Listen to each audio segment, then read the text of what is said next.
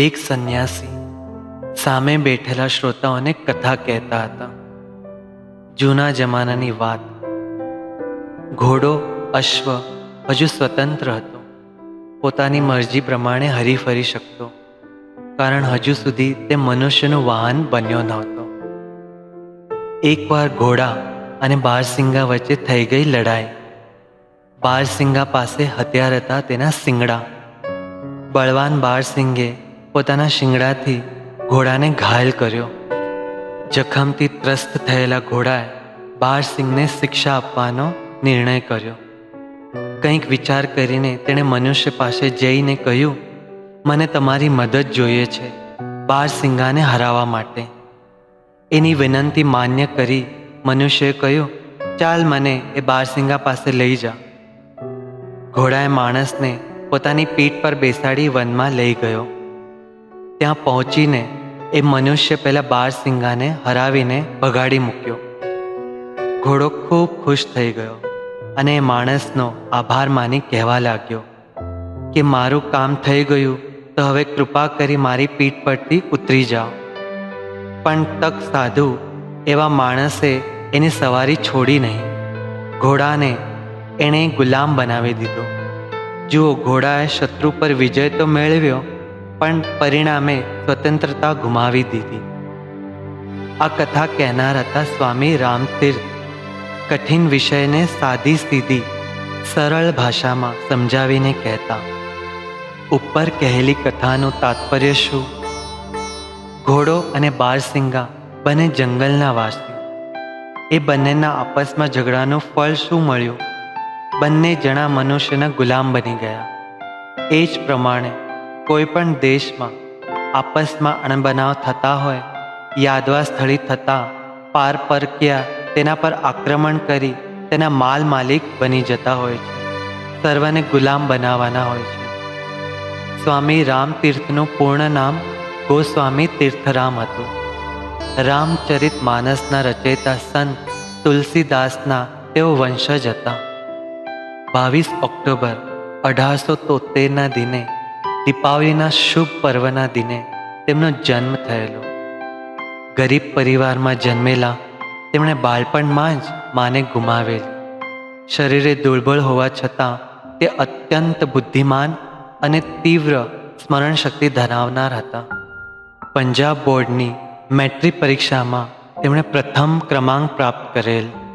પિતા વડીલની ઈચ્છા વિરુદ્ધ તેઓ મહાવિદ્યાલયમાં શિક્ષણ માટે લાહોર જઈ અત્યંત કષ્ટનો સામનો કરી તેમણે BAની પરીક્ષા સર્વાધિક ગુણ પ્રાપ્ત કરી પ્રથમ ક્રમ પ્રાપ્ત કરેલ.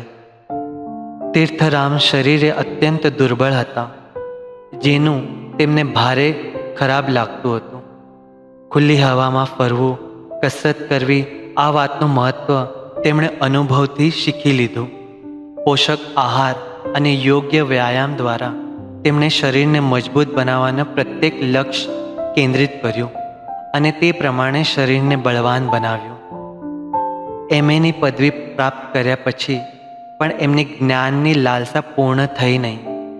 જેમની કપિલ, કણાદ, ગૌતમ, વ્યાસ, શંકરાચાર્ય, પતંજલિ એવા અસંખ્ય ઋષિના ગ્રંથો અને કબીર, તુલસીદાસ, સુરદાસ, તુકારામ, આ સૌના સાહિત્યનો એમણે અભ્યાસ વાંચન કર્યા હતા. ઉપનિષદોનો અભ્યાસ પણ કરેલ. આ સતત અધ્યયન અને હિમાલયનું ભ્રમણ કરતાં કરતાં આખરે સન 1898માં બ્રહ્મપુરીમાં એમને આત્મ સાક્ષાત્કાર થયો. સતત 6 મહિના તેમણે હિમાલયમાં તપસ્યા કરતા વિતાવ્યા. સન 1901માં તેમણે સંન્યાસ લેવાનો નિર્ણય કર્યો અને તીર્થરામ સ્વામી રામતીર્થ બન્યા. 2 વર્ષ તેમણે અમેરિકામાં ભ્રમણ કર્યું. અમેરિકાના અનેક નગરોમાં તેમણે સંભાષણો રખાયા. ત્યાંના વાસીઓને તેમના વ્યાખ્યાનો, તેમનું વક્તવ્ય અને વ્યક્તિમત્વ અત્યંત પ્રભાવિત કરી ગયા, મોહિત કરી ગયા. એમાં એમને સ્વામી વિવેકાનંદની ઝાંખી જોવા મળી. એમાં ભાષણના પુસ્તકો ત્યાં in the woods of God realization, ઈશ્વરી સાક્ષાત્કારના વન પ્રદેશમાં એ નામ પ્રસિદ્ધ થયા. સ્વામી વિવેકાનંદની જેમ એમણે પણ ભારતીયોને જાગૃત કરવાનું જાણે વ્રત લીધું હતું. એ કહેતા ભારતે સ્વતંત્ર થવું જ જોઈશે અને એ સ્વતંત્ર થશે પણ. એ સ્વતંત્રતા પ્રાપ્ત થશે આત્મબલિદાનથી. ભવિષ્યના 10 વર્ષમાં અસંખ્ય રામ નિર્માણ થશે, જે દુર્બળતા અજ્ઞાન દૂર કરશે અને પછી આ ભૂમિ પર નવચેતના સંચાર થશે. વ્યક્તિ ધર્મથી માતૃભૂમિની સેવાનો ધર્મ શ્રેષ્ઠ છે. સ્વદેશની પાસે જાતિ સંપ્રદાય આદિ અન્ય એવી વાતો ગૌણ છે. સ્વામીએ સમજાવ્યું કે આપણા સેંકડો શ્રદ્ધા સ્થાનો સ્વર્ગ નર્ક ઇત્યાદિ આપણામાં જ સમાયેલ છે.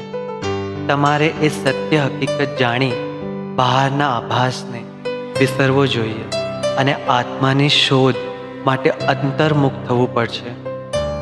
આપણા રોજિંદા દૈનિક જીવનમાં પણ મનુષ્ય પારમાર્થિક દ્રષ્ટિથી વર્તવું જોઈએ. એ સ્વામી રામતીર્થની સર્વકથાનો સારાંશ હતો. એટલે જ તેમણે પોતાના શિક્ષણને વ્યવહારિક વેદાંત એવું નામ પણ આપેલું છે. સ્વામી રામતીર્થનું આયુષ્ય લગભગ 23 વર્ષનું. એમને સ્વદેશની ઉત્કર્ષની અત્યંત આસ્થા હતી. તે કહેતા, ભારત એટલે શું? અરે હું જ ભારત. મારું શરીર દેહ એ જાણે ભારત ભૂમિ. મારા 2 હાથ એટલે ચોલમંડળ અને મલબાર. મારા ચરણ એટલે કન્યાકુમારી અને મારું મસ્તક એટલે હિમાલય. મારા કેશ એટલે ગંગા, બ્રહ્મપુત્રા આદિ પ્રચંડ નદીઓ. મારું હૃદય એટલે રાજસ્થાન અને ગુજરાત. મારા ફેલાવેલા બાહુ એટલે પૂર્વ પશ્ચિમ દિશા. રામતીર્થ માનતા કે પ્રત્યેક વ્યક્તિ દેશભક્ત હોય, સ્વદેશનું સન્માન વધારવા માટે અપાર પરિશ્રમ કરનાર હોય. આ હેતુ ઉદ્દેશની પૂર્તિ એ જ એમનું જીવન ધ્યેય રહ્યું.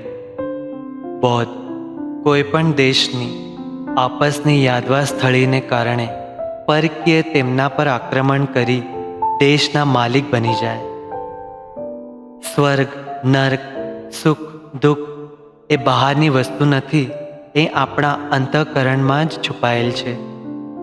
સ્વદેશનું સન્માન વધારવા પ્રત્યેક વ્યક્તિએ અપાર પરિશ્રમ કરવો જોઈએ.